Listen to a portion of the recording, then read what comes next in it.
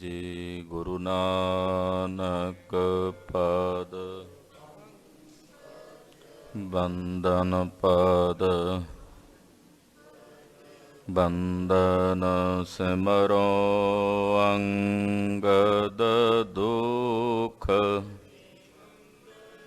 ਗੁਰ ਅਮਰਦਾਸ ਹਿਰਦੈ ਨਿਤ ਧਿਆਵੋ ਹਿਰਦੈ।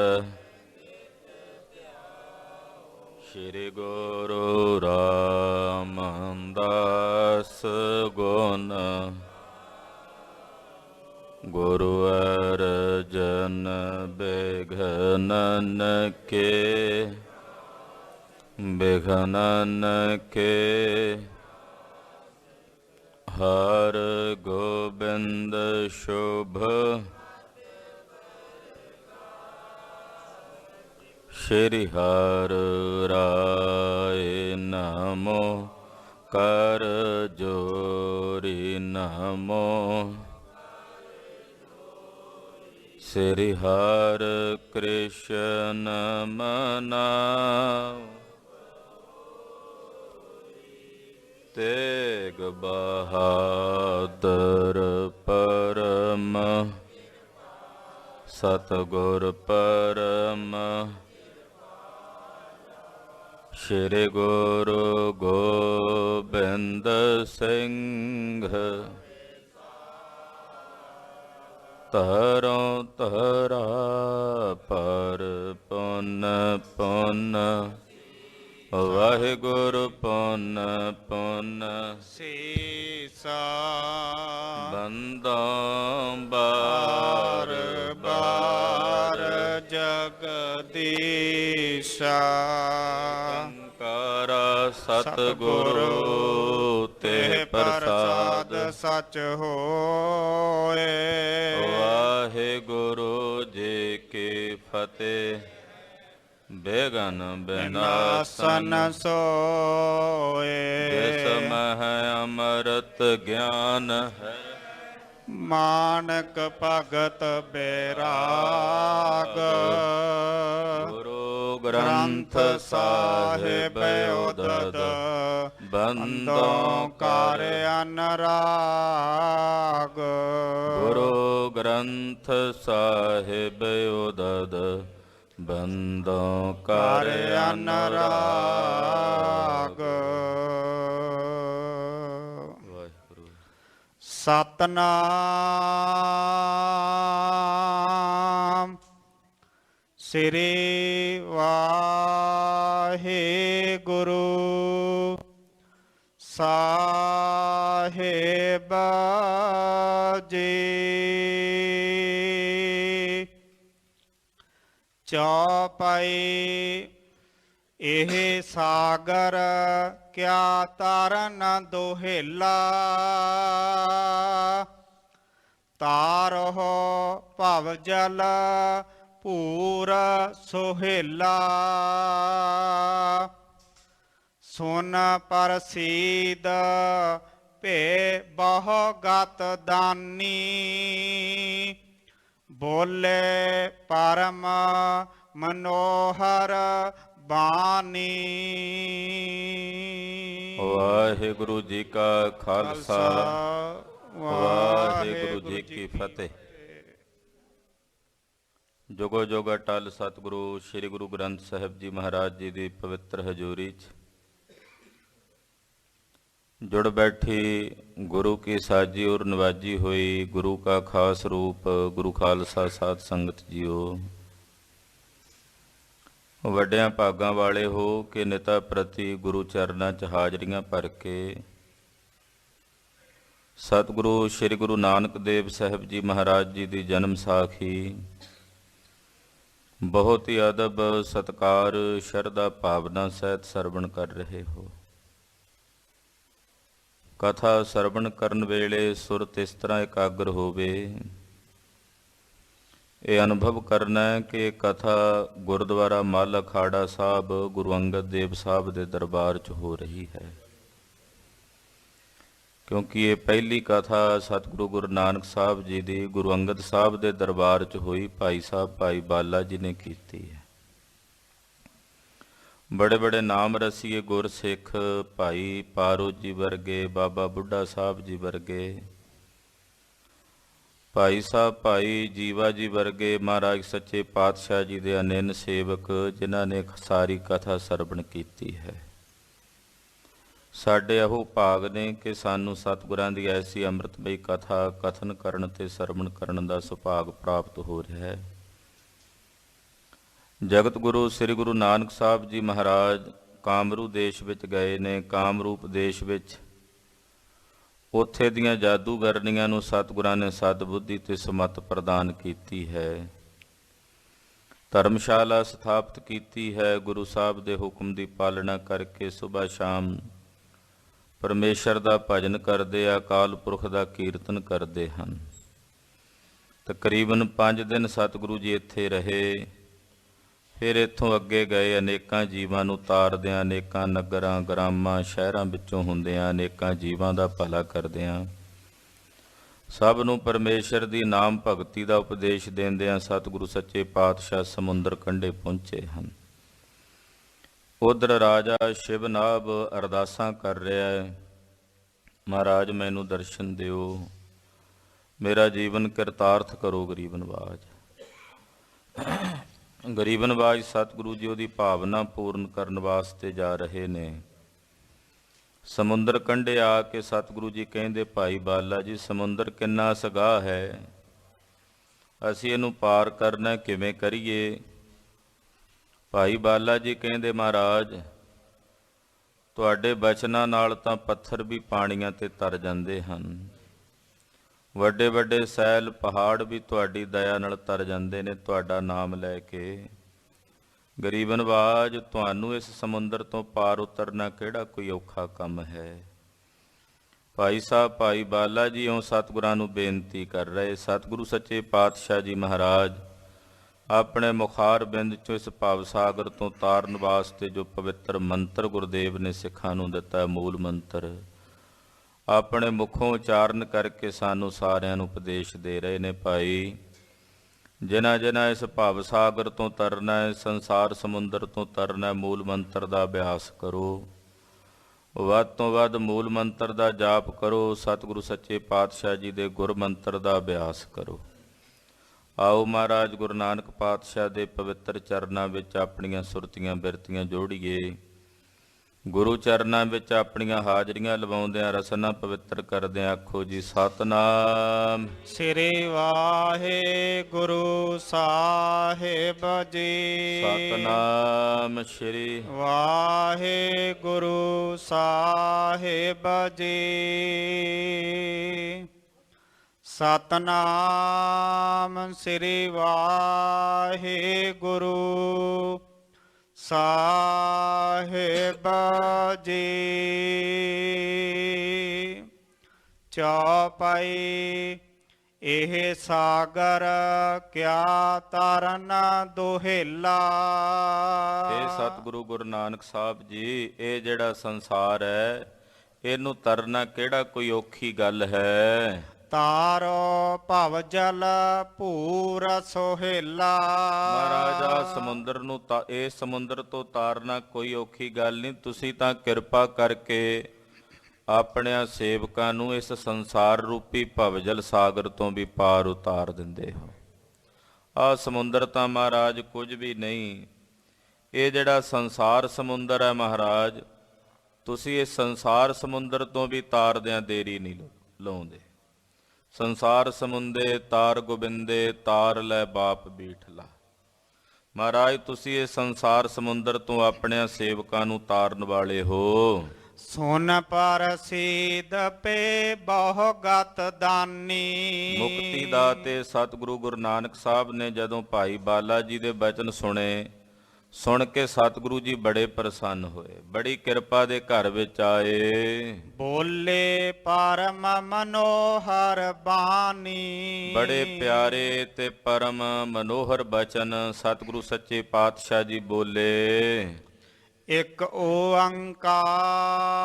ਕਿਹੜੇ ਬਚਨ ਕਹੇ? ਮੂਲ ਮੰਤਰ ਸਤਿਗੁਰਾਂ ਨੇ ਉਚਾਰਿਆ, ਆਖਿਆ ਇੱਕ ਓੰਕਾਰ। ਇੱਕ ਜਿਸ ਵਰਗਾ ਕੋਈ ਦੂਜਾ ਨਹੀਂ। ਇੱਕ ਸੰਗਿਆ ਵਾਚਕ ਇੱਕ ਹੈ, ਇਹ ਗਿਣਤੀ ਦਾ ਇੱਕ ਸਮਝ ਕੇ ਭੁਲੇਖੇ 'ਚ ਨਾ ਰਹੀਏ, ਕਿਉਂਕਿ ਗਿਣਤੀ ਦੇ ਇੱਕ ਤੋਂ ਬਾਅਦ 2 3 4 ਸ਼ੁਰੂ ਹੋ ਜਾਂਦਾ ਹੈ। ਸੰਗਿਆ ਵਾਚਕ ਇੱਕ ਹੈ, ਜਿਸ ਵਰਗਾ ਕੋਈ ਦੂਜਾ ਨਹੀਂ ਹੈ, ਜੋ ਇੱਕੋ ਹੈ। ਇੱਕ ਅਦੁੱਤੀ ਓੰਕਾਰ, ਜੋ ਪੈਦਾ ਕਰਦਾ, ਪਾਲਦਾ ਤੇ ਸੰਘਾਰਦਾ ਹੈ, ਜੋ ਸਾਰਿਆਂ ਦਾ ਬੀਜ ਹੈ, ਸਾਰੇ ਸੰਸਾਰ ਦਾ ਬੀਜ ਹੈ। ਸੰਸਕ੍ਰਿਤ ਦਾ ਅਵ ਧਾਤੂ ਹੈ, ਜਿਸ ਤੋਂ ਬਣਿਆ ਓੰਕਾਰ, ਜਿਸ ਦਾ ਮਤਲਬ ਹੈ ਰੱਖਿਆ ਕਰਨ ਵਾਲਾ। ਓੰਕਾਰ ਦਾ ਸ਼ਬਦ ਜਪੀਏ, ਓੰਕਾਰ ਦਾ ਨਾਦ ਪੂਰੀਏ ਤੇ ਵਾਹਿਗੁਰੂ ਜੀ ਰੱਖਿਆ ਕਰਦੇ ਹਨ।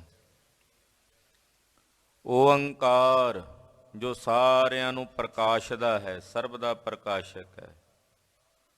ਖਟ ਜੋਤੀਆਂ ਮੰਨੀਆਂ ਵਿਦਵਾਨਾਂ ਨੇ ਕਿ 6 ਜੋਤੀਆਂ ਨੇ, ਪਰ ਉਹ ਪਰ ਤੇ ਪ੍ਰਕਾਸ਼ ਨੇ। ਓੰਕਾਰ ਇਹਨਾਂ ਖਟ ਜੋਤੀਆਂ ਨੂੰ ਵੀ ਪ੍ਰਕਾਸ਼ਣੇ ਵਾਲਾ ਹੈ, ਸੂਰਜ, ਚੰਦਰਮਾ, ਤਾਰੇ। ਓੰਕਾਰ ਇਹਨਾਂ ਸਾਰਿਆਂ ਨੂੰ ਪ੍ਰਕਾਸ਼ਣੇ ਵਾਲਾ, ਇਸ ਕਰਕੇ ਉਹਨੂੰ ਕਹਿੰਦੇ ਓੰਕਾਰ। ਹਾਂਜੀ। ਸਤਿਨਾਮ, ਉਸ ਦਾ ਜਿਹੜਾ ਨਾਮ ਹੈ ਉਹ ਤ੍ਰਈ ਕਾਲ ਸਤ ਹੈ। ਖਾਲਸਾ ਜੀ, ਇੱਕ ਓੰਕਾਰ ਸ਼ਬਦ ਦੀ ਵਿਆਖਿਆ ਮੂਲ ਮੰਤਰ ਵਿੱਚ ਹੈ। ਮੂਲ ਮੰਤਰ ਦੀ ਵਿਆਖਿਆ ਸ੍ਰੀ ਜਪਜੀ ਸਾਹਿਬ ਵਿੱਚ ਹੈ। ਜਪਜੀ ਸਾਹਿਬ ਦੀ ਵਿਆਖਿਆ ਸੰਪੂਰਨ ਸ੍ਰੀ ਗੁਰੂ ਗ੍ਰੰਥ ਸਾਹਿਬ ਜੀ ਮਹਾਰਾਜ ਜੀ ਵਿੱਚ ਹੈ। ਔਰ ਸ੍ਰੀ ਗੁਰੂ ਗ੍ਰੰਥ ਸਾਹਿਬ ਜੀ ਦੀ ਵਿਆਖਿਆ 10ਵੇਂ ਪਾਤਸ਼ਾਹ ਜੀ ਦੀ ਬਾਣੀ ਵਿੱਚ ਹੈ। ਔਰ ਫਿਰ ਮਹਾਰਾਜ ਜੀ ਦੀ ਪਾਵਨ ਬਾਣੀ ਦੀ ਵਿਆਖਿਆ ਅੱਗੇ ਭਾਈ ਗੁਰਦਾਸ ਸਾਹਿਬ ਜੀ, ਭਾਈ ਸਾਹਿਬ, ਭਾਈ ਨੰਦ ਲਾਲ ਸਾਹਿਬ ਜੀ ਦੀ ਬਾਣੀ ਹੈ। ਉਹਦੀ ਵਿਆਖਿਆ ਅੱਗੇ ਫਿਰ ਗੁਰੂ ਸਾਹਿਬ ਜੀ ਦਾ ਜਿੰਨਾ ਇਤਿਹਾਸ ਹੈ, ਜਿੰਨੇ ਗੁਰਬਿਲਾਸ ਨੇ, ਗੁਰਬਿਲਾਸ 6ਵੇਂ ਪਾਤਸ਼ਾਹ ਗੁਰੂ ਹਰਗੋਬਿੰਦ ਸਾਹਿਬ ਜੀ ਮਹਾਰਾਜ ਜੀ ਦਾ ਗੁਰਬਿਲਾਸ ਹੈ। 10ਵੇਂ ਪਾਤਸ਼ਾਹ ਜੀ ਮਹਾਰਾਜ ਜੀ ਦੇ ਗੁਰਬਿਲਾਸ ਨੇ, ਕੋਇਰ ਸਿੰਘ ਜੀ ਨੇ ਸ੍ਰੀ ਗੁਰੂ ਸੋਭਾ ਲਿਖੀ ਹੈ। ਇਸੇ ਤਰ੍ਹਾਂ ਫਿਰ ਅੱਗੇ ਪ੍ਰਕਾਸ਼, ਜਿਵੇਂ ਕਿ ਪ੍ਰਾਚੀਨ ਪੰਥ ਪ੍ਰਕਾਸ਼ ਹੈ, ਨਵੀਨ ਪੰਥ ਪ੍ਰਕਾਸ਼ ਹੈ, ਸੂਰਜ ਪ੍ਰਕਾਸ਼ ਹੈ। ਪੁਰਾਣੇ ਗ੍ਰੰਥ ਗੁਰੂ ਸਾਹਿਬਾਂ ਦੇ ਇਤਿਹਾਸ ਦੇ ਸ੍ਰੀ ਗੁਰੂ ਸੋਭਾ ਹੈ। ਸੁਖਾ ਸਿੰਘ ਜੀ ਦਾ ਲਿਖਿਆ ਹੋਇਆ ਗੁਰਬਿਲਾਸ ਹੈ। ਭਾਈ ਕੋਇਰ ਸਿੰਘ ਜੀ ਦਾ ਲਿਖਿਆ ਹੋਇਆ ਗੁਰਬਿਲਾਸ ਹੈ। ਇਸੇ ਤਰ੍ਹਾਂ ਗੁਰੂ ਸਾਹਿਬ ਜੀ ਦੇ ਇਤਿਹਾਸ, ਇਹ ਸਾਰੀ ਵਿਆਖਿਆ ਹੀ ਅੱਗੇ ਸਤਿਗੁਰਾਂ ਦੀ ਬਾਣੀ ਦੀ। ਤੋ ਇਸ ਤਰ੍ਹਾਂ ਇਹ ਸਾਰੇ ਆਪਸ ਵਿੱਚ ਮਿਲੇ ਹੋਏ ਹੈ, ਇਹਨਾਂ ਦਾ ਭੇਦ ਨਹੀਂ ਸਮਝਣਾ ਚਾਹੀਏ। ਤੋ ਜਪਜੀ ਸਾਹਿਬ ਦੇ ਵਿੱਚ ਮੂਲ ਮੰਤਰ ਦੀ ਵਿਆਖਿਆ, ਇੱਕ ਓੰਕਾਰ ਦੀ ਵਿਆਖਿਆ ਮੂਲ ਮੰਤਰ ਵਿੱਚ ਹੈ। ਇੱਦਾਂ ਇਹ ਮਹਾਂਪੁਰਸ਼ ਦੱਸਦੇ ਹੈ, ਪੁਰਾਣੇ ਮਹਾਂਪੁਰਸ਼ ਇਸ ਤਰ੍ਹਾਂ ਦੱਸਦੇ ਆ, ਇਹ ਆਪਸ ਭੇਦ, ਗੁੱਝਾ ਭੇਦ। ਸਤਨਾਮ, ਪਰਮੇਸ਼ਰ ਦਾ ਨਾਮ ਤ੍ਰਈ ਕਾਲ ਸਤ ਹੈ, ਜੋ ਪਹਿਲਾਂ ਵੀ ਸਤ ਸੀ, ਹੁਣ ਵੀ ਸਤ ਹੈ, ਅੱਗੇ ਵੀ ਸਤ ਹੈ। ਆਦਿ ਸੱਚ, ਜੁਗਾਦ ਸੱਚ, ਹੈ ਭੀ ਸੱਚ, ਨਾਨਕ ਹੋਸੀ ਭੀ ਸੱਚ। ਜੋ ਤ੍ਰਈ ਕਾਲ ਸੱਚ ਹੈ, ਪਹਿਲਾਂ ਵੀ ਸੀ, ਹੁਣ ਵੀ, ਅੱਗੇ ਵੀ ਹੋਵੇਗਾ। ਪ੍ਰਭ ਹੈ ਭੀ ਹੋਵਨਹਾਰਾ, ਪਹਿਲਾਂ ਵੀ ਸੀ, ਹੁਣ ਵੀ, ਅੱਗੇ ਵੀ ਹੋਵੇਗਾ, ਉਹਨੂੰ ਕਹਿੰਦੇ ਨੇ ਸਤ। ਅਕਾਲ ਪੁਰਖ ਪਰਮੇਸ਼ਰ ਦਾ ਨਾਮ ਤ੍ਰਈ ਕਾਲ ਸਤ ਹੈ। ਵਾਹਿਗੁਰੂ ਜੀ ਦਾ ਨਾਮ ਸਤ ਹੈ, ਉਹਦੇ ਤੋਂ ਬਿਨਾਂ ਬਾਕੀ ਸਭ ਝੂਠ ਹੈ। ਜਗ ਰਚਨਾ ਸਭ ਝੂਠ ਹੈ, ਜਾਨ ਲਿਹੋਰੇ ਮੀਤ। ਇਹ ਸੰਸਾਰ ਦੀ ਰਚਨਾ ਐਸੀ ਹੈ। ਤੋ ਅਕਾਲ ਪੁਰਖ ਵਾਹਿਗੁਰੂ ਪਾਰ ਬ੍ਰਹਮ ਪਰਮੇਸ਼ਰ ਦਾ ਨਾਮ ਤ੍ਰਈ ਕਾਲ ਸਤ ਹੈ। ਨਾਮ, ਨੰਨੇ ਨੂੰ ਕੰਨਾ ਲੱਗਾ ਹੋਇਆ ਨਾ, ਇਹਦਾ ਸੰਧੀ ਵਿਛੇਦ ਕਰਦੇ ਆ ਮਹਾਂਪੁਰਸ਼। ਨਾ ਆਮ, ਜੋ ਆਮ ਨਹੀਂ ਹੈ, ਖਾਸ ਹੈ। ਨਾ ਆਮ, ਜੋ ਆਮ ਨਹੀਂ ਹੈ, ਜੋ ਖਾਸ ਹੈ। ਜਿਸ ਨੂੰ ਸੰਸਾਰੀ ਭਾਸ਼ਾ 'ਚ ਕਹਿੰਦੇ VVIP, ਜੋ ਆਮ ਨਹੀਂ ਹੈ, ਖਾਸ ਹੈ, ਜਿਸ ਵਰਗਾ ਕੋਈ ਦੂਜਾ ਨਹੀਂ ਹੈ, ਉਹਨੂੰ ਕਹਿੰਦੇ ਨੇ ਨਾਮ। ਪਰਮੇਸ਼ਰ ਖਾਸ ਹੈ ਨਾ, ਅਕਾਲ ਪੁਰਖ। ਇੱਕ ਮਹਾਂਪੁਰਸ਼ ਹੁੰਦੇ, ਉਹ ਕਿਹਾ ਕਰਦੇ, ਉਹ ਕਹਿੰਦੇ ਭਾਈ ਸ੍ਰੀ ਗੁਰੂ ਗ੍ਰੰਥ ਸਾਹਿਬ ਸੱਚੇ ਪਾਤਸ਼ਾਹ ਜੀ ਮਹਾਰਾਜ ਜੀ ਨੂੰ ਜਿਹੜੇ ਖਾਸ ਸਮਝਦੇ ਆ ਨਾ, ਵੀ ਸਤਿਗੁਰੂ ਜੀ ਖਾਸ ਨੇ, ਉਹਨਾਂ ਦੇ ਸਾਹਮਣੇ ਬਾਕੀ ਸਭ ਆਮ ਨੇ, ਕੇਵਲ ਗੁਰੂ ਗ੍ਰੰਥ ਸਾਹਿਬ ਜੀ ਖਾਸ ਨੇ। ਕਹਿੰਦੇ ਜਿਹੜੇ ਗੁਰੂ ਗ੍ਰੰਥ ਸਾਹਿਬ ਸੱਚੇ ਪਾਤਸ਼ਾਹ ਨੂੰ ਖਾਸ ਮੰਨਦੇ ਐ, ਉਹ ਇਸ ਸੰਸਾਰ ਦੇ ਵਿੱਚ ਖਾਸ ਹੋ ਜਾਂਦੇ ਐ।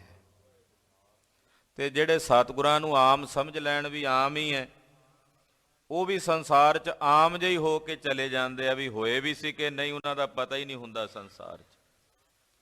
ਜਿਹੜੇ ਗੁਰੂ ਸਾਹਿਬ ਨੂੰ ਖਾਸ ਸਮਝਦੇ ਆ, ਉਹ ਸੰਸਾਰ ਵਿੱਚ ਖਾਸ ਹੋ ਜਾਂਦੇ ਆ। ਪਰਮੇਸ਼ਰ ਦਾ ਨਾਮ ਪ੍ਰਗਟ ਕਰਦਾ ਨਾ, ਨਾਮ ਦਾ ਮਤਲਬ ਜਿਹੜਾ ਪ੍ਰਸਿੱਧ ਕਰੇ, ਪ੍ਰਗਟ ਕਰੇ। ਅਕਾਲ ਪੁਰਖ ਜੀ ਦਾ ਨਾਮ ਐਸੀ ਬਰਕਤ ਵਾਲਾ ਜਿਹਦੇ ਹਿਰਦੇ 'ਚ ਵਸ ਜੇ ਉਹਨੂੰ ਪ੍ਰਗਟ ਕਰ ਦਿੰਦਾ। ਉਹ ਲੱਖ ਛੁਪਣਾ ਚਾਹੇ ਫਿਰ ਵੀ ਪ੍ਰਗਟ ਹੋ ਜਾਂਦਾ।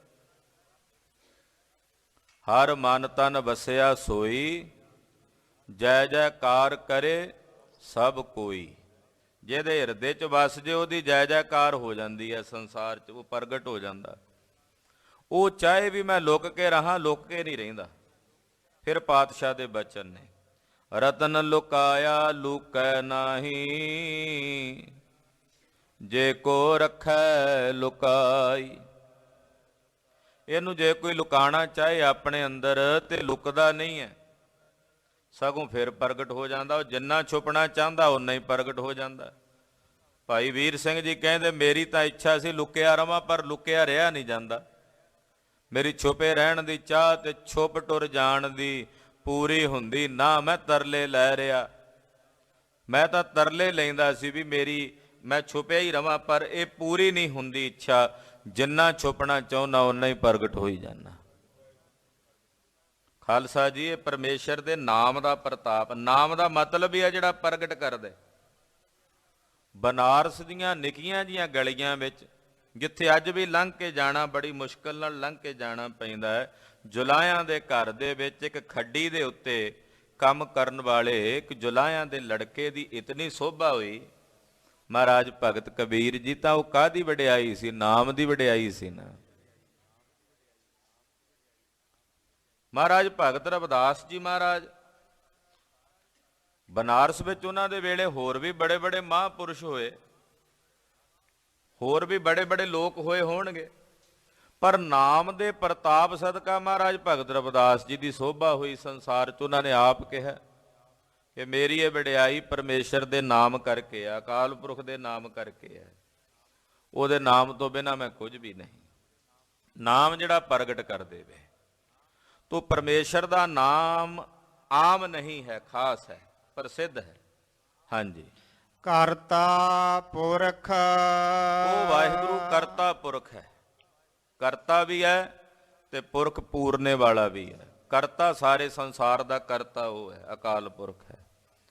ਸਿੱਧਾ ਨੇ ਪੁੱਛਿਆ, ਮਹਾਰਾਜ ਕਰਤਾ ਤਾਂ ਜੁਲਾਇਆ ਵੀ ਹੁੰਦਾ ਕੱਪੜੇ ਦਾ, ਕਰਤਾ ਤਾਂ ਲੁਹਾਰ ਵੀ ਹੁੰਦਾ ਲੋਹੇ ਦਾ, ਕਰਤਾ ਤਾਂ ਘੁਮਿਆਰ ਵੀ ਹੁੰਦਾ, ਮਿੱਟੀ ਦੇ ਘੜੇ ਬਣਾਉਂਦਾ ਹੈ, ਉਹ ਵੀ ਤਾਂ ਕਰਤੇ ਹੁੰਦੇ ਆ। ਤੇ ਫਿਰ ਜਿਹੜਾ ਤੁਹਾਡਾ ਕਰਤਾ ਹੈ ਤੇ ਇਹ ਕਰਤੇ ਨੇ, ਇਹਨਾਂ 'ਚ ਕੀ ਫਰਕ ਹੈ?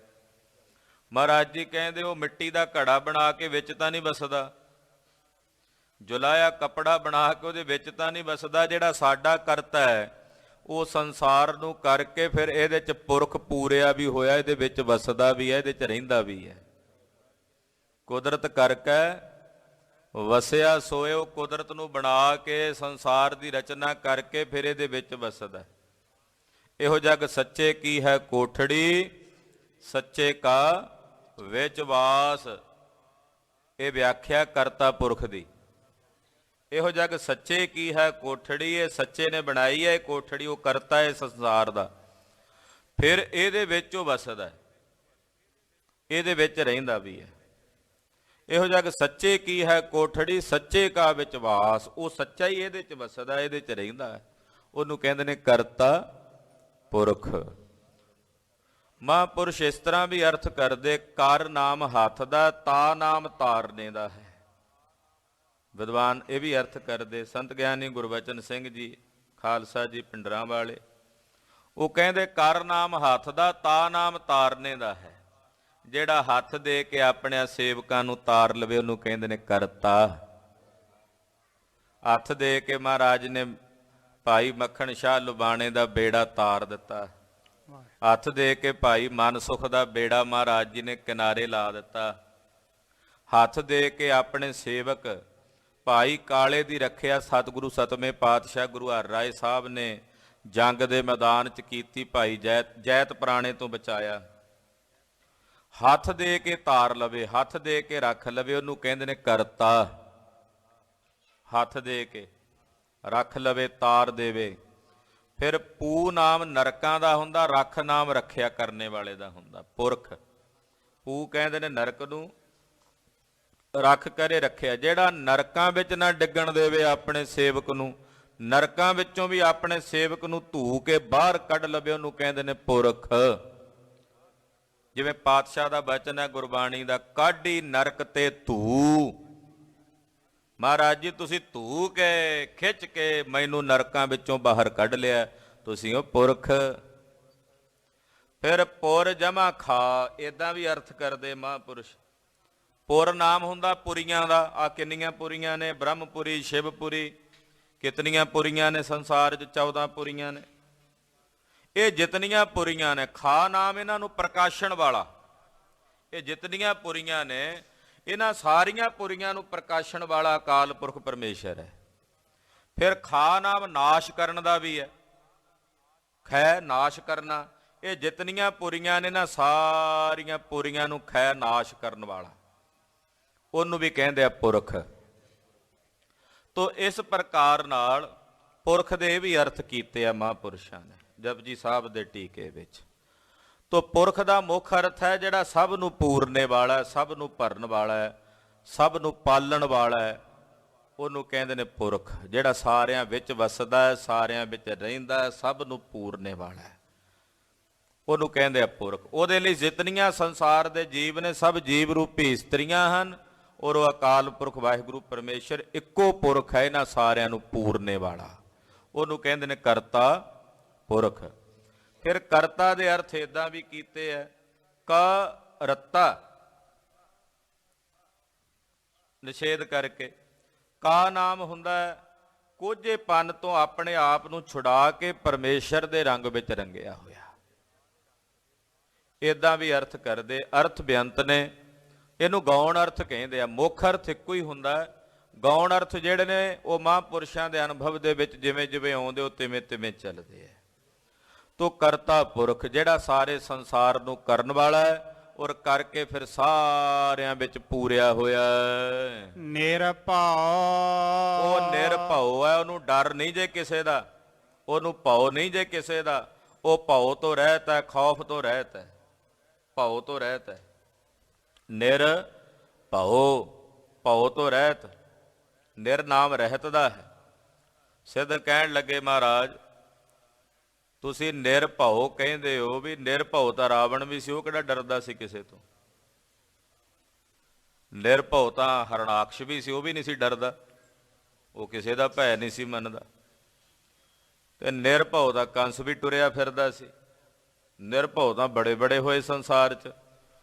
ਜਿਹੜਾ ਨਿਰਭਉ ਤੁਸੀਂ ਕਹਿੰਦੇ ਹੋ, ਫਿਰ ਤੁਹਾਡੇ ਨਿਰਭਉ ਵਿੱਚ ਤੇ ਉਹਦੇ 'ਚ ਕੀ ਫਰਕ ਹੈ?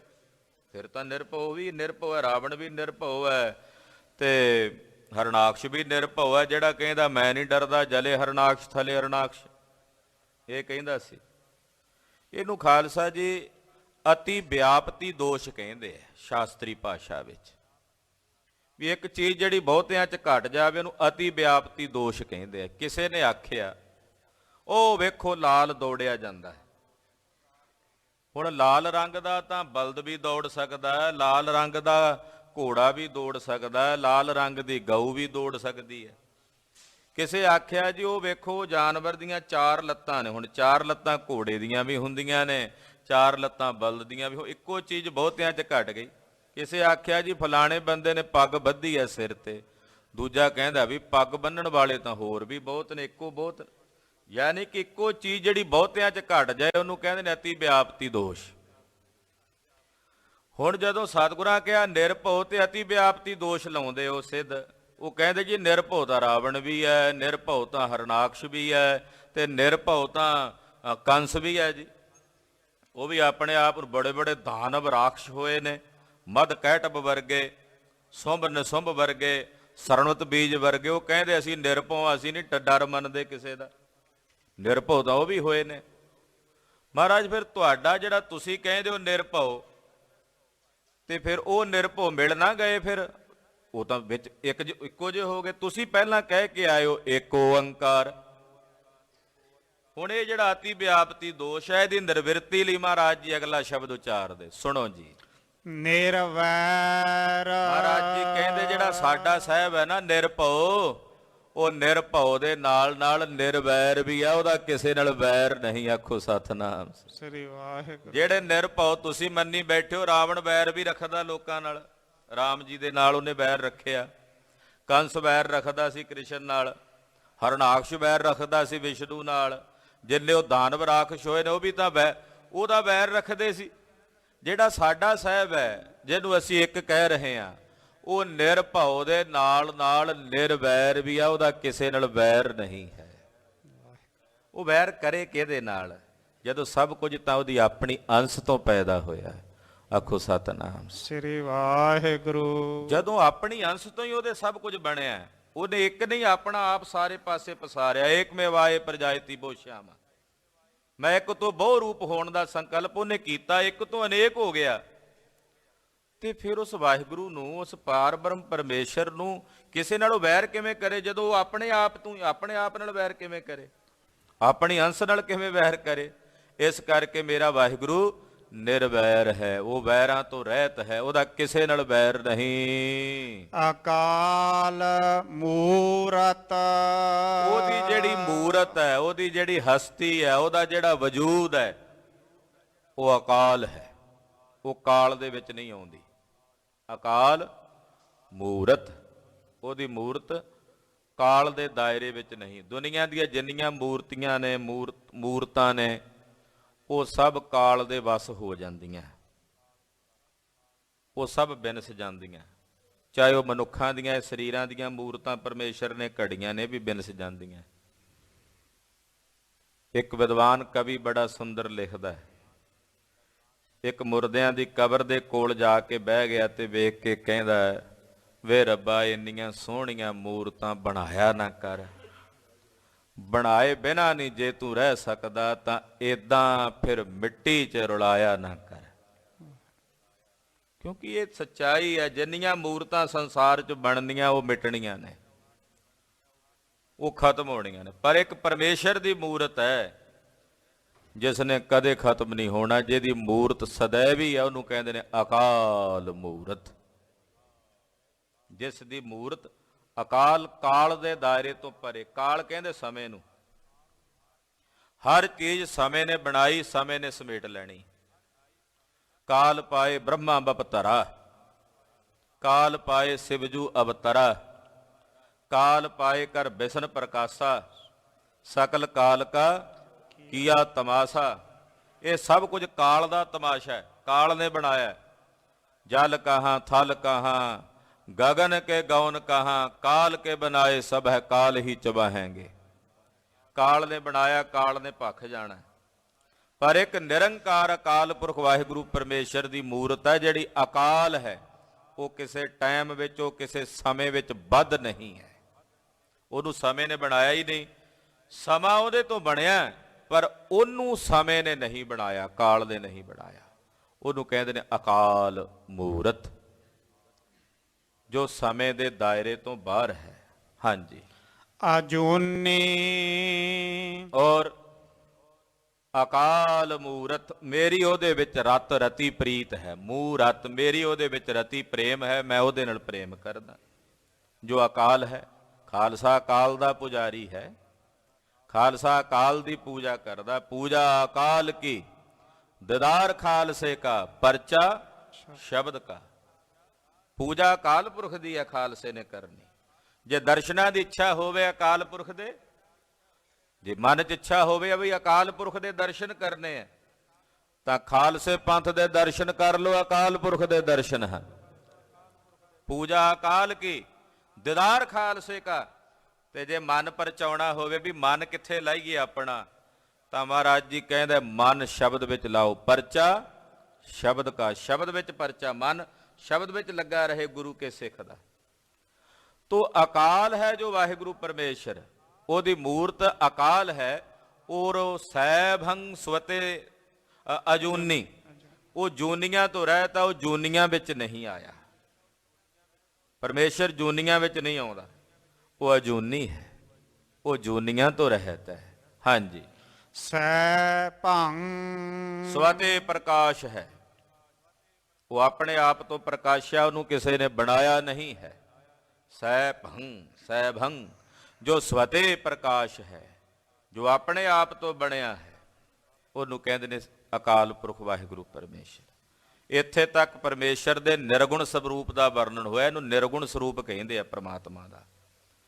ਜੋ ਸਤਿਗੁਰੂ ਕਲਗੀਧਰ ਜੀ ਨੇ ਵਿਆਖਿਆ ਕੀਤੀ ਹੈ ਨਾ ਜਾਪ ਸਾਹਿਬ ਦੇ ਪ੍ਰਾਰੰਭ ਵਿੱਚ, ਚਕਰ ਚਿਹਨ ਅਰ ਬਰਨ ਜਾਤ ਅਰ ਪਾਤ ਨਹਿਨ ਜਿਹੇ ਰੂਪ ਰੰਗ ਅਰ ਰੇਖ ਭੇਖ ਕੋ ਕਹਿ ਨਾ ਸਕਤ ਕੇ। ਉਹ ਜਿਹੜੀ ਵਿਆਖਿਆ, ਇਹ ਮੂਲ ਮੰਤਰ ਦੀ ਵਿਆਖਿਆ ਕੀਤੀ ਕਲਗੀਧਰ ਜੀ ਨੇ। ਜਿਹੜਾ ਨਿਰਾਕਾਰ ਸਰੂਪ ਹੈ ਪਰਮਾਤਮਾ ਦਾ, ਜਿਸ ਦਾ ਕੋਈ ਚੱਕਰ ਚੇਨ ਵਰਣ ਨਹੀਂ, ਨਿਰਾਕਾਰ ਸਰੂਪ ਦਾ ਵਰਣਨ ਕਰਕੇ ਹੁਣ ਦੱਸਦੇ ਹਨ। ਗੁਰ ਪ੍ਰਸਾਦ। ਪੁੱਛਿਆ ਮਹਾਰਾਜ ਕਿਵੇਂ ਮਿਲੇਗਾ ਉਹ ਜੋ ਨਿਰਵੈਰ ਹੈ, ਜੋ ਅਕਾਲ ਹੈ, ਜੋ ਅਜੂਨੀ ਹੈ, ਜੋ ਸਵਤੇ ਪ੍ਰਕਾਸ਼ ਹੈ, ਜੋ ਨਿਰਭਉ ਹੈ, ਉਹ ਕਿਵੇਂ ਮਿਲੇਗਾ ਜੀ? ਉਹਦੀ ਪ੍ਰਾਪਤੀ ਕਿਵੇਂ ਹੋਵੇਗੀ? ਤਾਂ ਮੇਰੇ ਸਾਹਿਬ ਜੀ ਸਪਸ਼ਟ ਲਿਖਦੇ ਆ, ਗੁਰ ਪ੍ਰਸਾਦ, ਗੁਰੂ ਦੀ ਕਿਰਪਾ ਨਾਲ। ਗੁਰੂ ਨਾਨਕ ਸਾਹਿਬ ਦੇ ਘਰ ਦੇ ਵਿੱਚ ਸਭ ਤੋਂ ਪਿਆਰਾ ਸਿਧਾਂਤ, ਕਿਸੇ ਦੇ ਮਨ 'ਚ ਭਰਮ ਹੋਵੇ ਵੀ ਮੈਂ ਘਾਲਣਾ ਘਾਲਾਂ, ਮੈਂ ਇਹ ਕੰਮ ਕਰਾਂ ਤੇ ਸ਼ਾਇਦ ਮੈਨੂੰ ਮਿਲ ਜਾਏ, ਮਹਾਰਾਜ ਜੀ ਕਹਿੰਦੇ ਜਿਸ ਨੂੰ ਵੀ ਮਿਲਿਆ ਹੁਣ ਤਾਈਂ ਗੁਰੂ ਕਿਰਪਾ ਨਾਲ ਮਿਲਿਆ, ਅੱਗੇ ਵੀ ਜਿਸ ਨੂੰ ਮਿਲੇਗਾ ਗੁਰੂ ਕਿਰਪਾ ਨਾਲ ਹੀ ਮਿਲੇਗਾ। ਗੁਰ ਪ੍ਰਸਾਦ, ਗੁਰੂ ਦੀ ਕਿਰਪਾ, ਗੁਰੂ ਦਾ ਪ੍ਰਸਾਦ। ਪ੍ਰਸਾਦ ਨਾਮ ਕਿਰਪਾ ਦਾ ਹੈ। ਨੌਵੇਂ ਪਾਤਸ਼ਾਹ ਨੇ ਜਦੋਂ ਜੀਵਨ ਮੁਕਤ ਅਵਸਥਾ ਦਾ ਵਰਣਨ ਕੀਤਾ, ਅਖੀਰ 'ਚ ਪਾਤਸ਼ਾਹ ਕਹਿੰਦੇ, ਗੁਰ ਕਿਰਪਾ ਜਿਹ ਨਰ ਕੋ ਕੀਨੀ, ਤਿਹ ਇਹ ਜੁਗਤ ਪਛਾਨੀ, ਨਾਨਕ ਲੀਨ ਭਇਓ ਗੋਬਿੰਦ ਸਿਉ ਜਿਉ ਪਾਨੀ ਸੰਗ ਪਾਨੀ। ਜਿਨ੍ਹਾਂ ਤੇ ਗੁਰੂ ਦੀ ਕਿਰਪਾ ਹੋਈ, ਉਹਨਾਂ ਨੇ ਇਸ ਅਵਸਥਾ ਨੂੰ ਪਛਾਣਿਆ, ਉਹਨਾਂ ਨੇ ਇਸ ਸਵਰੂਪ ਨੂੰ ਬੁੱਝਿਆ ਤੇ ਉਹਦੇ 'ਚ ਇਉਂ ਅਭੇਦ ਹੋ ਗਏ ਜਿਵੇਂ ਪਾਣੀ ਵਿੱਚ ਪਾਣੀ ਮਿਲ ਕੇ ਅਭੇਦ ਹੋ ਜਾਂਦਾ। ਗੁਰੂ ਦੀ ਕਿਰਪਾ, ਗੁਰੂ ਦਾ ਤਰਸ। ਤੋ ਗੁਰੂ ਸਾਹਿਬ ਜਿਨ੍ਹਾਂ ਤੇ ਕਿਰਪਾ ਕਰਦੇ ਹਨ, ਉਹਨਾਂ ਨੂੰ ਐਸਾ ਸਵਰੂਪ ਪ੍ਰਾਪਤ ਹੁੰਦਾ ਹੈ। ਇਹ ਮੂਲ ਮੰਤਰ ਦੇ ਅਰਥ ਜੋ ਮਹਾਂਪੁਰਸ਼ਾਂ ਲਿਖੇ, ਵਿਦਵਾਨਾਂ ਲਿਖੇ, ਉਹ ਸੰਖੇਪ ਰੂਪ ਵਿੱਚ ਆਪ ਜੀ ਨਾਲ ਸਾਂਝੇ ਕੀਤੇ ਹਨ। ਚੌਪਾਈ ਇਹੋ ਸ਼ਲੋਕ ਪਾਠ ਕਰ ਮੁਖ ਆਛੇ। ਸਮੁੰਦਰ ਦੇ ਕੰਢੇ ਤੇ ਖਲੋ ਕੇ ਮਹਾਰਾਜ ਜੀ ਨੇ ਮੂਲ ਮੰਤਰ ਪੜ੍ਹਿਆ ਤੇ ਇਹ ਮੂਲ ਮੰਤਰ ਪੜ੍ਹ ਕੇ ਮਹਾਰਾਜ ਜੀ ਟੁਰ ਪਏ ਸਮੁੰਦਰ ਦੇ ਜਲ ਵਿੱਚ। ਹਾਂਜੀ। ਆਵੋ ਗਮਨੇ ਹਮਾਰੇ ਪਾਛੇ। ਔਰ ਹੁਕਮ ਕੀਤਾ ਭਾਈ ਬਾਲੇ ਤੇ ਮਰਦਾਨੇ ਨੂੰ ਵੀ ਸਾਡੇ ਪਿੱਛੇ ਪਿੱਛੇ ਟੁਰਦੇ ਆਓ ਤੇ ਇਸੇ ਮੂਲ ਮੰਤਰ ਨੂੰ ਜਪਦੇ ਆਓ ਜੋ ਤੁਹਾਨੂੰ ਸੁਣਾਇਆ। ਇਹਨੂੰ ਜਪਦੇ ਆਓ ਤੇ ਸਾਡੇ ਪਿੱਛੇ ਪਿੱਛੇ ਟੁਰਦੇ ਆਓ।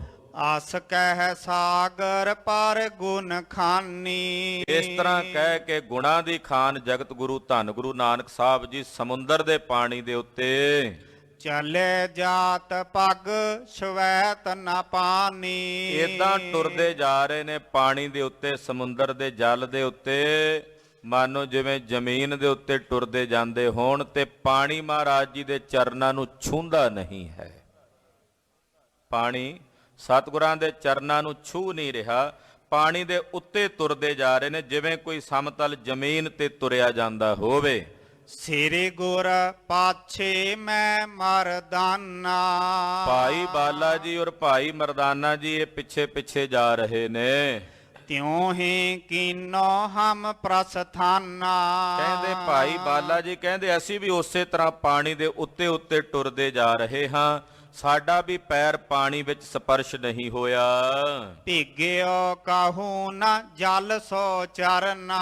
ਕਹਿੰਦੇ ਪਾਣੀ ਦੇ ਉੱਤੇ ਟੁਰੇ ਜਾਈਏ ਤੇ ਪਾਣੀ ਜਿਹੜਾ ਉਹ ਪੈਰਾਂ ਨੂੰ ਛੂਹਿਆ ਹੀ ਨਹੀਂ, ਚਰਨਾਂ ਨੂੰ ਛੂਹਿਆ ਹੀ ਨਹੀਂ ਸਾਡਿਆਂ ਨੂੰ। ਕਹਿੰਦੇ ਪਾਣੀ ਦੇ ਉੱਤੇ, ਜਲ ਦੇ ਉੱਤੇ ਟੁਰਦੇ ਜਾ ਰਹੇ, ਸਤਿਗੁਰੂ ਜੀ ਦੇ ਚਰਨ ਪਾਣੀ ਦੇ ਨਾਲ ਸਪਰਸ਼ ਨਹੀਂ ਹੋ ਰਹੇ, ਉੱਪਰ ਉੱਪਰ ਹੀ ਜਾ ਰਹੇ ਹਨ। ਕਰੁਣਾ ਕੀਨੀ ਤਾਰਨ ਤਰਨਾ। ਤਾਰਨੇ ਵਾਲੇ ਸਤਿਗੁਰੂ ਜੀ ਨੇ ਐਸੀ ਕਰੁਣਾ, ਐਸੀ ਕਿਰਪਾ ਕੀਤੀ ਤੇ ਭਾਈ ਬਾਲਾ ਤੇ ਭਾਈ ਮਰਦਾਨਾ ਜੀ ਵੀ ਜਲ ਦੇ ਉੱਤੇ ਟੁਰੇ ਜਾਂਦੇ ਆ। ਖਾਲਸਾ ਜੀ ਅੱਜ ਕੱਲ ਤਾਂ ਇਹ ਹੁਣ ਵੇਖਣ ਵਿੱਚ ਵੀ ਆਉਣ ਲੱਗ ਪਿਆ। ਪਹਿਲਾਂ ਤਾਂ ਕਿੰਤੂ ਪਰੰਤੂ ਲੋਕ ਕਰ ਲੈਂਦੇ ਸਨ, ਹੁਣ ਤਾਂ ਅਕਸਰ ਤੁਸੀਂ ਬਹੁਤ ਸਾਰੀਆਂ ਸੋਸ਼ਲ ਮੀਡੀਆ ਦੇ ਉੱਤੇ ਵੇਖ ਹੀ ਲੈਂਦੇ ਹੋ। ਅਮਰੀਕਾ ਦੇ ਵਿੱਚ ਇੱਕ ਸੱਜਣ ਉਹ ਪਾਣੀ ਦੇ ਉੱਤੇ ਟੁਰ ਲੈਂਦਾ ਸੀ। ਤੋ ਕਹਿਣ ਤੋਂ ਭਾਵ ਇਹ ਇੱਕ ਪ੍ਰਕਾਰ ਦੀ ਸਾਧਨਾ ਹੈ ਜੋ ਸੁੱਤੇ ਸਿੱਧ ਆਪਣੇ ਆਪ ਪ੍ਰਗਟ ਹੋ ਜਾਂਦੀ ਹੈ ਕਈਆਂ 'ਚ। ਤੇ ਗੁਰੂ ਸਾਹਿਬ ਜੀ ਤਾਂ ਆਪ ਸੁਆਮੀ ਨੇ, ਮਾਲਕ ਨੇ ਨਾ ਪੰਜਾਂ ਤੱਤਾਂ ਦੇ, ਤੇ ਪੰਜੇ ਤੱਤ ਮਹਾਰਾਜ ਜੀ ਦੇ ਵਸ ਨੇ, ਸਤਿਗੁਰਾਂ ਦੇ ਕਾਬੂ ਵਿੱਚ ਨੇ। ਤੋ ਗਰੀਬਨ ਕਿਉਂਕਿ ਭੈ ਵਿੱਚ ਚੱਲਹ ਲਖ ਦਰਿਆਓ, ਜਿਹੜਾ ਪਾਣੀ ਦਰਿਆ ਵੀ ਸਾਹਿਬ ਦੇ ਭੈ ਵਿੱਚ ਚੱਲਦਾ, ਉਹਦੀ ਕੀ ਤਾਕਤ ਸੀ ਮਹਾਰਾਜ ਜੀ ਨੂੰ ਉਹ ਆਪਣੇ ਵਿੱਚ ਡੁਬੋ ਸਕਦਾ।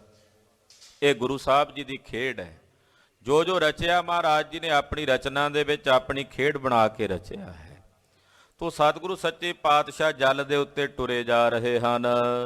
ਜਾਏ ਪਹੁੰਚੇ ਥੋ ਇੱਕ ਟਾਪੂ। ਚੱਲ ਕੇ ਮਹਾਰਾਜ ਜੀ ਇੱਕ ਟਾਪੂ ਤੇ ਆਏ ਨੇ। ਸਮੁੰਦਰ ਵਿੱਚ ਇੱਕ ਟਾਪੂ ਹੈ। ਨਾਮ ਜਪਾਇਓ ਸੰਕਟ ਖਾਪੂ। ਕਹਿੰਦੇ ਉਸ ਟਾਪੂ ਤੇ ਮਹਾਰਾਜ ਜੀ ਨੇ ਨਾਮ ਜਪਾਇਆ ਉਹਨਾਂ ਲੋਕਾਂ ਨੂੰ ਜਿਹੜੇ ਸੰਕਟਾਂ ਦਾ ਨਾਸ਼ ਕਰਨ ਵਾਲੇ ਹਨ। ਨਾਗਾ ਬੰਦਰ ਤਾਂ ਕੋ ਨਾਮਾ। ਕਹਿੰਦੇ ਜਿਹੜਾ ਟਾਪੂ ਹੈ ਇਹਦਾ ਨਾਮ ਹੈ ਨਾਗਾ ਬੰਦਰ, ਜਿਹਨੂੰ ਮਦਰਾਸ ਦਾ ਹਾਤਾ ਕਹਿ ਦਿੰਦੇ ਆ ਇਲਾਕੇ ਦਾ।